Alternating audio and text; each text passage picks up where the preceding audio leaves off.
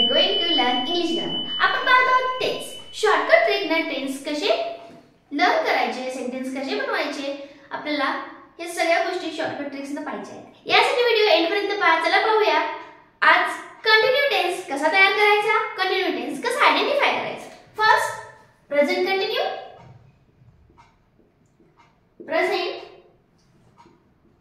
continuous tense, next past continue tense, and last future continue tense. चला पाहूया आता यामध्ये फर्स्ट स्ट्रक्चर फॉर्म्युला आपल्याला कसा फाइंड करायचा. मग सगळ्यामध्ये असणारे सब्जेक्ट, राइट डाउन सब्जेक्ट. मग सब्जेक्ट नंतर काय असणार आहे, सब्जेक्ट मध्ये प्रेझेंट मध्ये असणार आहे हेल्पिंग वर्ब. कुठले, हॅव, हॅज, हॅड. नाही ते परफेक्ट मध्ये घेतले होते आपण. आता आपण असणार आहे एम, इज, आर प्रेझेंट मध्ये. मग पास्ट मध्ये कुठले असणार आहे, वॉज, वेअर. फ्युचर मध्ये शॅल, ऑब्लिक, विल, जे की आपण सिंपल मध्ये घेतलं होतं. मग एवढंच आहे, सिंपल आणि कंटिन्यू सारखं आहे नाही. शॅल, ऑब्लिक, विल घेतल्यानंतर घ्यायचे बी. काय घ्यायचे यांते, बी. परत वापस येऊया. नंतर काय आहे, मग हेल्पिंग वर्ब झाल्यानंतर असतं वर्ब. मग वर्ब घ्यायचं व्ही, पण वर्ब प्लस आयएनजी, वर्ब प्लस आयएनजी. इथं पण पास्ट मध्ये पण वर्ब प्लस आयएनजी आणि फ्युचर मध्ये पण verb plus ING. Then last plus object आणि complement. Object complementary, object complementary. आता थोडंसं कंपेअर करून पहा. प्रेझेंट मध्ये सब्जेक्ट सब्जेक्ट, पास्ट मध्ये सब्जेक्ट सब्जेक्ट आहे. सगळ्यामध्ये फक्त आपल्याला हेल्पिंग वर्ब डिफरंट दिसतात. Am, is, are, was, were, shall, will आणि बी आहे. प्रत्येक कोणाच्या ह्यातच बी नाहीये, फक्त फ्युचर मध्ये बी आहे. Okay.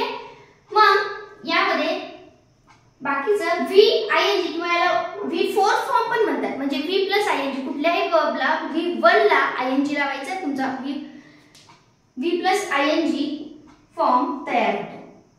Okay. Put, putting, cut, cutting, watch, watching या पद्धतीने. मग कंटिन्यू टेन्स मध्ये एक लक्षात ठेवायचं, सगळ्या कंटिन्यू टेन्स मध्ये V4 किंवा याला V प्लस आयएनजी फॉर्मच वापरतात. जसं की पास्ट मध्ये V3 होता, पण यामध्ये V4 म्हणजे V प्लस आयएनजी वापरतात. हा एक तुम्हाला समजून येते की पहिल्यांदा वर्ब बघायचं, वर्ब कुठलं आहे. V प्लस आयएनजी आहे म्हणजे हा कंटिन्यू आहे. मग पाहायचं की हा प्रेझेंट कंटिन्यू आहे, पास्ट कंटिन्यू आहे का फ्युचर कंटिन्यू आहे. एम, इज, आर आलं की माझे प्रेझेंट, वॉज, वेअर आलं की पास्ट आणि शॅल, विल आलं, बी आलं तर म्हणायचं फ्युचर. मग एवढं झालं. परत अजून एक थिंग आहे, वॉज आणि वेअर आहे. मग कधी वॉज वापरायचं, कधी वेअर वापरायचं, कधी एम, इज वापरायचं. एम फक्त आय ला एम वापरा. सिंग्युलर असेल म्हणजे ही, शी आणि इट असेल तर इज वापरा. आणि अनेक वचन असेल प्लुरल म्हणजे कुठलं, यू, इथे इथे यू, वी आणि दे असेल तर इथे वापरायचं आर. ओके. या ठिकाणी सिंग्युलर म्हणजे आय, ही, शी, इट असेल तर वॉज आणि प्लुरलला wear.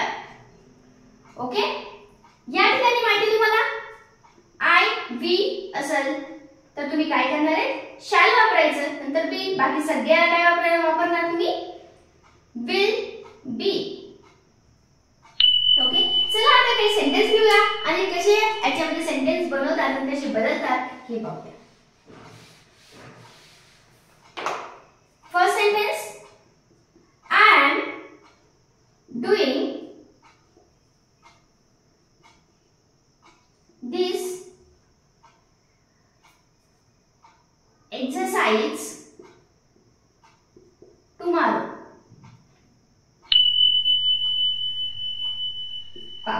I am helping verb doing आले वर्ब म्हणजे V plus ing आले, V plus ing. ओके. बाकीचं this exercise tomorrow.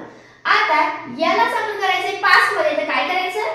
I singular असेल तर काय घ्यावं मी? वॉज. आय वॉज, बाकी सेंटेन्स झालं. V प्लस आयएनजी ओ आणि प्लस म्हणजे कॉम्प्लिमेंटरी ऑब्जेक्ट सेमच आहे. बाकी sentence as it is. Doing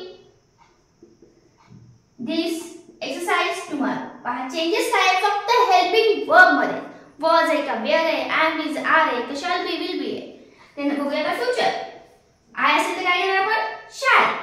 I shall be doing this exercise tomorrow. म्हणजे चेंजेस काय आले? फक्त हेल्पिंग वर्ब. चेंजेस काय आले? फक्त helping verb. Am is, are आले की प्रेझेंट, वॉज, वेअर आले की पास्ट आणि शॅल बी, विल बी आले की फ्युचर कंटिन्यू. ओके, चला अजून एक सेंटेन्स घेऊया. त्यातून आपण डिफरन्स लक्षात येईल आपल्याला की कसा बदल होते. वी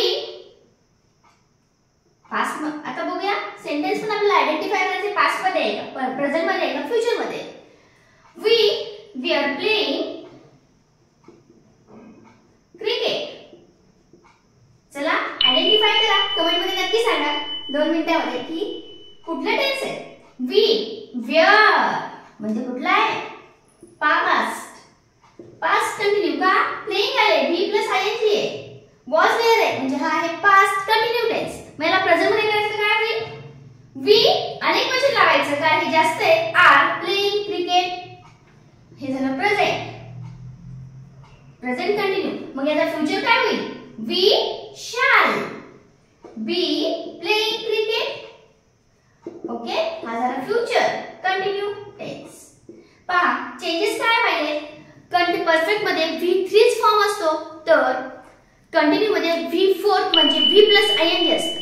मग V4 आयएनजी असल्यावर परत काय करायचं? हेल्पिंग वर्ब पडायचं. एम इज, आर आले की प्रेझेंट कंटिन्यू म्हणा, वॉज वेअर आले की पास्ट म्हणा आणि शॅल बी, विल बी आले की फ्युचर म्हणा. पहा फक्त एवढ्या हेल्पिंग वर्ब मध्येच तुम्हाला टेन्स आयडेंटिफाय करता येतो. फक्त लक्षात ठेवायचं कंटिन्यू असेल तर V plus आयएनजी in verb form कुठलं असतं? V प्लस आयएनजी असतं. त्यानंतर हेल्पिंग वर्ब पहा आणि आयडेंटिफाय करा की कुठला कंटिन्यू टेन्स आहे, प्रेझेंट कंटिन्यू, पास्ट कंटिन्यू का फ्युचर कंटिन्यू. ओके, काही डाऊट असेल कमेंट नक्की सांगा. व्हिडिओ कसा वाटला हे सुद्धा कमेंट मध्ये सांगत चला. लाईक करून घ्या आणि चॅनल सबस्क्राइब करायला मात्र विसरू नका. Okay, thank you.